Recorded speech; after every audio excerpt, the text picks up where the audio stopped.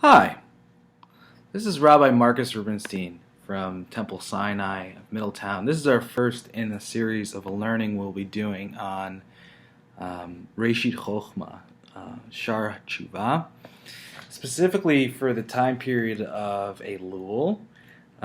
It's very exciting to kind of be teaching this text and to be teaching it online in a new media for me.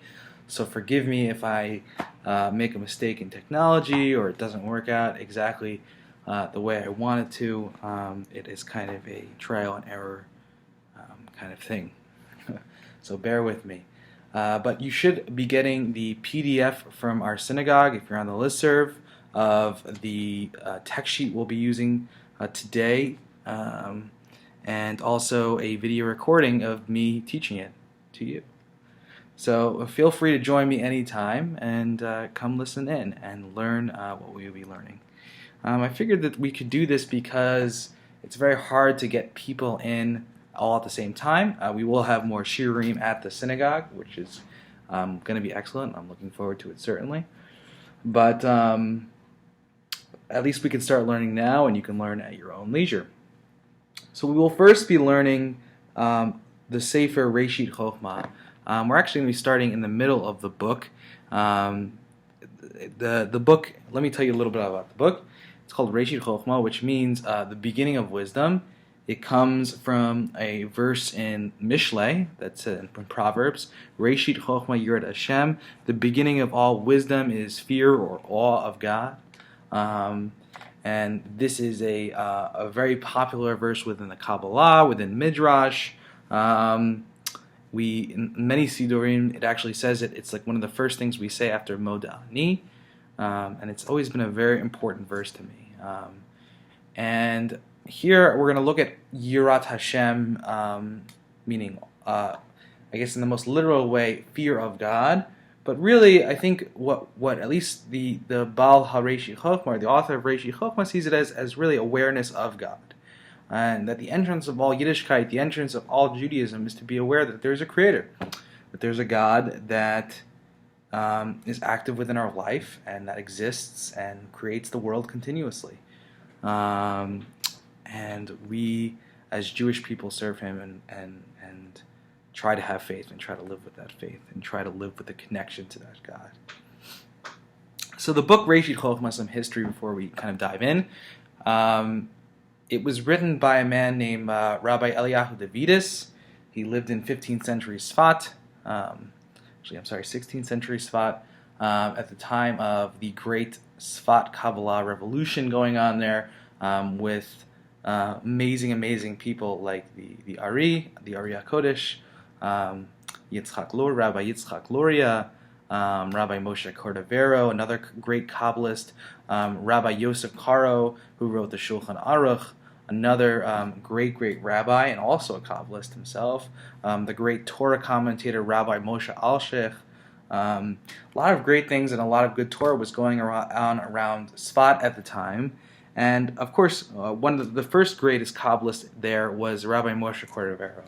And he wrote, at a ripe young age of 21, he published his first book, which was a systematic exposition of all Kabbalah as it was known up to that point, named Pardes HaRimonim, Orchard of Pomegranates. And he actually had many students, and one of his main disciples was Rabbi Eliyahu Davidus, our author of our book we will be reading. And so you'll see throughout Reishit Chochmah, Rabbi Eliyahu Davidus will quote his teacher, Rabbi Moshe Cordovero, by the term Rabbeinu, our rabbi, his rabbi, and certainly our rabbi as well. And what Eliyahu Davidus meant to kind of do throughout the book was he wanted to write a book that was a guidebook on how to apply Kabbalistic principles, Midrashic principles, Torah, to how we should live as Jews, as pious Jews. And the way he did that was he took certain attributes that he thought was the most important to living as a pious, a religious Jew, and write about them and bring all the rabbinic texts, all the Kabbalistic texts that he can possibly find and gather them all together in one place with his own writing interspersed in his own interpretation of those scripts, those texts. So it really is a neat compendium of so many sources, this beautiful, beautiful Sefer. The attributes he chose to really write about in mass, there are 6 chapters. No, wait, 5 chapters, I'm sorry. 5 main chapters.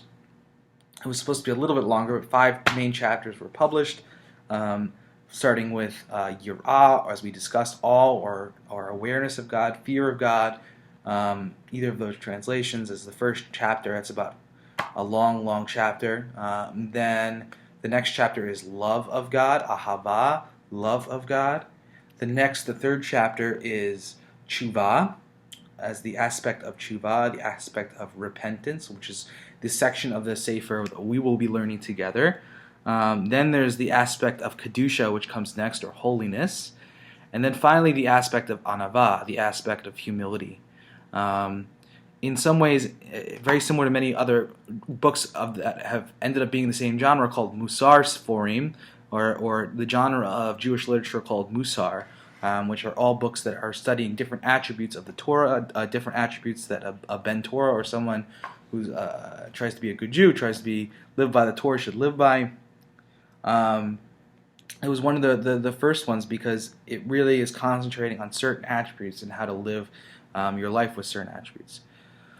It became one of the most famous Musar Sforim, carried around by many Hasidic Rebbe, many Kabbalists throughout the day, many great rabbis. The great Rabbi Nachman of Breslov was known to carry it around all the time, and said he got everything from it that he knows. He was certainly mechadeshed on it. He certainly made chidushim, made new things on it. He came up with new thoughts on it, but it has so much source material that you can learn it your whole entire life, and really it's a book you can live by in that regard. So it's a really beautiful Sefer, and it's been published many times. It's a very, very popular Sefer. And one thing that's really unique about it is it quotes a lot of Zohar, because of course his teacher was Rabbi Moshe Cordovero.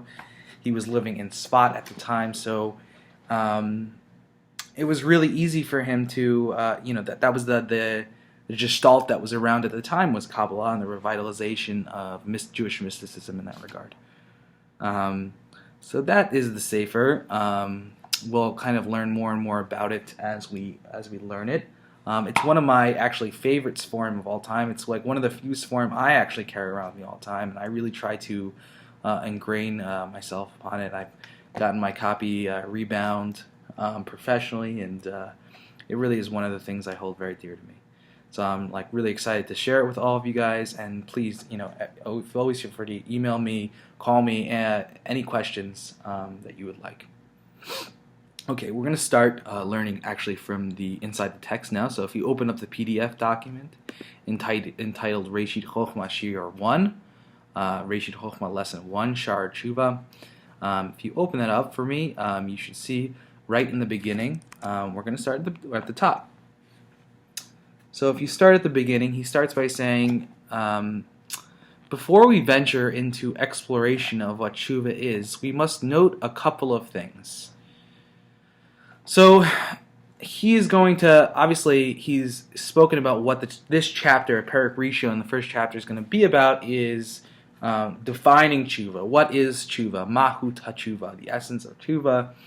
But he wants to note a couple of things first, maybe some rules in which he's going to do this, or ways we need to kind of look at God first, or reality, before we even understand the rabbinic texts he's going to bring up about Teshuvah. And before we even go about defining what Teshuvah is and how it should play a role in our life.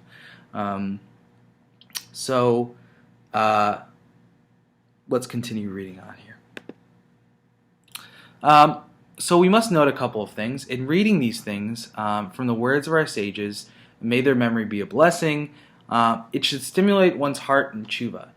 This is one of the general klalim of the general rules of Reishit Chochmah, is that he really wrote the Sefer not just for hasaga, or some kind of deep thinking or comprehension of the matter, but he really wanted us as Jews to apply the teachings that he taught us to our lives and live by them.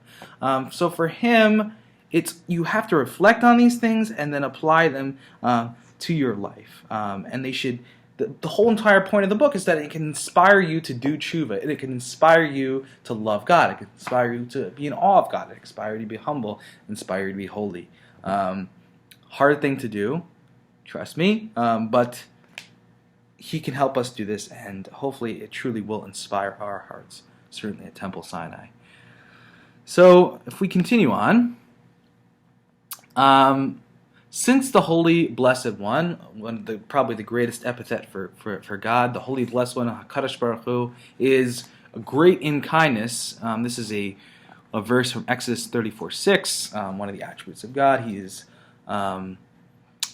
Rav Chesed, so meaning he is great in loving kindness. And he creates the world in his loving kindness. In this attribute, God creates the world, right? And we have to stop here for a second and note that in the Hebrew, the term for create is borei, livroa, as in Reishit, bara, Elohim, right? Elohim created the world or creates the world. Here, the verse, certainly Rabbi Eliyahu Davidus knew this, is in present tense, meaning God hasn't created the world, but as God is constantly creating the world, God is creating and continues to create. It is in the present, and that's the grammar here and what he's trying to get across. V'rei olam b'chasto b'nidava, and so God creates the world in his loving kindness and in goodwill. Here the verb is hard a little bit to translate. Nidava means in free will, meaning God wasn't forced by anyone to create the world. It wasn't the world. It didn't represent any lack that he needed to survive or anything like that. It's not like a symbiotic relationship in that regard. God, out of the goodness of his own being, creates the world and constantly chooses to create the world. Even when bad things happen, God constantly is choosing to create the world. And that is a great chesed, if I do say so myself.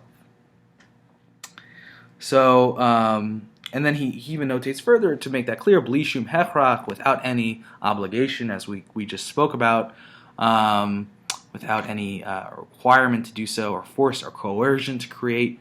For his characteristic trait is to do good. Like the essence of God's character is to do good, lahitiv olam, to make better the world, to constantly bring about goodness and cause goodness in the world. And he wants to make things better for his creation. And God wants to constantly make things better for creation. Meaning that for God, God's goal is to constantly make the world, elevate God's creatures, bring them to a better life, only to do good, right? So, and the reason for this is that they should know God's greatness. For this is the reason for the creation of the world, so that they can know him, as is explained in the Raya Mehemna. So we're going to get into this, but the principle we're getting across here is that the whole reason, the ikar, the essence that God created the world for, or the reason, the foundational principle that was created for the world, is that the whole point of existence is to know the greatness of God.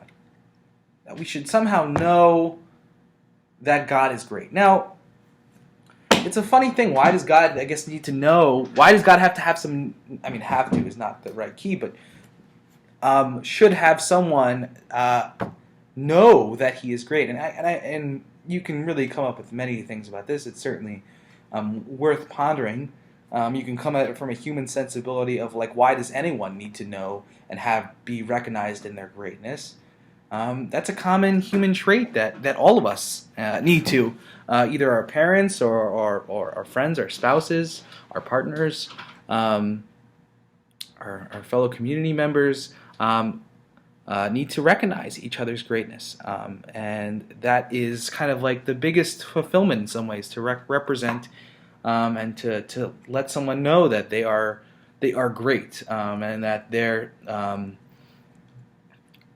amazing in what they do and special in what they do. Okay, that's in a more human way. In a more human way.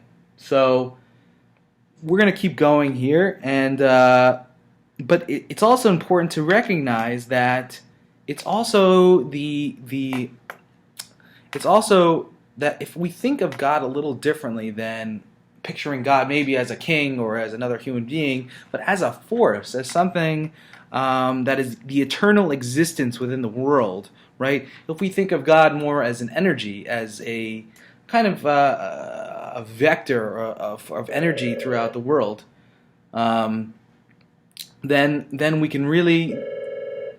Hold on one second, excuse me.